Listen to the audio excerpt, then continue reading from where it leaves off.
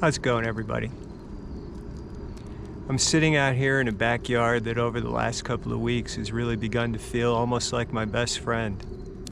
It's a beautiful night in September. I've got a fire going and I'm sitting out here listening to the crickets. I know this just seems like another video of me telling you how good I got it, but the truth is I do have it pretty damn good.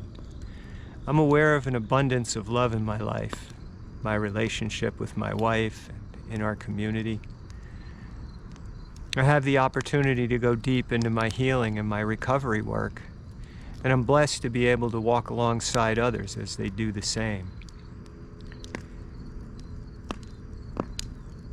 And for the first time, maybe the first time in my life, I'm actually aware that I'm worthy of it.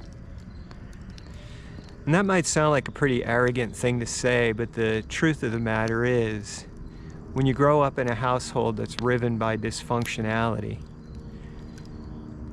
you don't really get to see a lot of sunshine. And there's a constant storm of emotional abuse, maybe physical abuse or sexual abuse, broken up only by these brief moments where the love actually seems unconditional.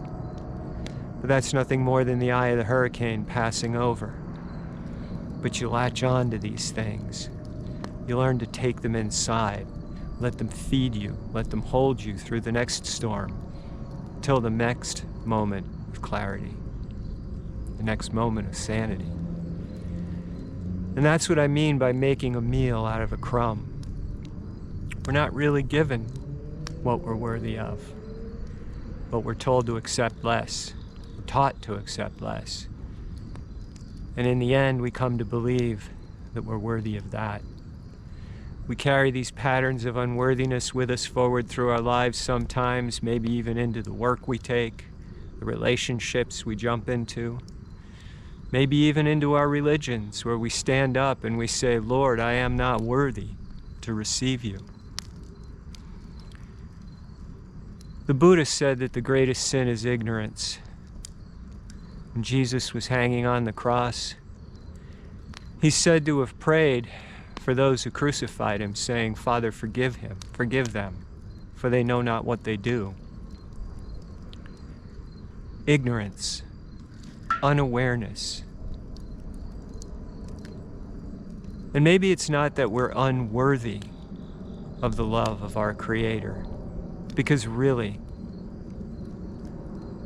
is it possible that our higher power, whatever we perceive him, her, it, or they to be, could create something unworthy of his, her, its, or their love? That's the challenge of this question.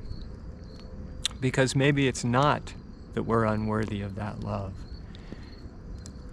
Maybe it's that something has somehow stepped between us and the awareness of a love that's always been there. Figuring that out is figuring out where our work is.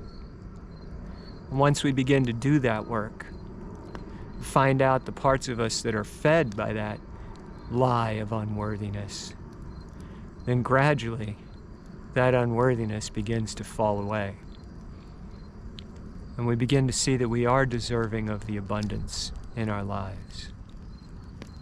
Whether that abundance is an abundance of a loving relationship, financial security, or simply the chance to do something like sitting out in your backyard on a chilly night in September, listening to the crickets and enjoying the heat of a fire.